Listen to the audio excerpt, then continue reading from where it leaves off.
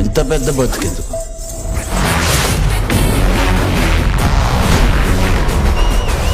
Peddi Nizam rides కి భారీ మొత్తం. గ్లోబల్ స్టార్ రామ్ చరణ్ హీరోగా బుచ్చిబాబు దర్శకత్వంలో రూపొందుతున్న చిత్రం పెద్ది.